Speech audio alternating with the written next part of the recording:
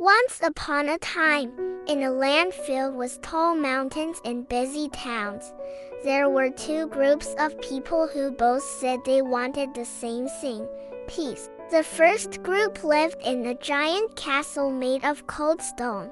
They were very powerful and had chests full of gold. They believed that to get peace, you had to hunt it down like a runaway horse. "We will make everyone be peaceful," they yelled. They marched through the streets with clanking armor and sharp swords. They told the people, "If you don't stop arguing, we will punish you." But because they used angry words and heavy hands, the people stayed scared. Their hearts stayed tight like a knot in a string.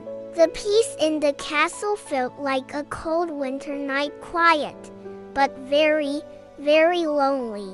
Then there were the monks. They didn't have a castle, and they didn't have any gold. They didn't even have a map. They just had their orange robes and a wooden bowl.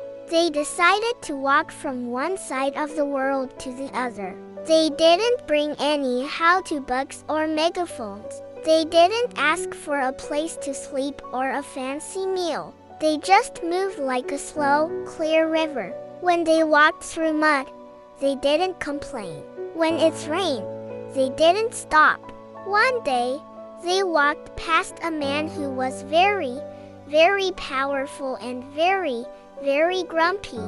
He had spent his whole life fighting to get what he wanted. He stood on his balcony, ready to shout at the monks to get off his road. But as he looked down, he saw something he had never seen before. He saw men who wanted nothing. They weren't trying to take his gold. They weren't trying to change his mind. They were just peaceful. The man looked at their tired, dusty feet and then at their bright, glowing eyes. Suddenly, his heart felt like an ice cube in the sun. It began to melt. Tears started to fall from his eyes, splashing onto his expensive silk sleeves. He didn't know why he was crying, but for the first time in his life, he felt like he didn't have to fight anymore. The monks didn't say a word. They just kept walking, leaving a trail of quite happy behind them. Peace isn't a rule you make. It's the light you carry.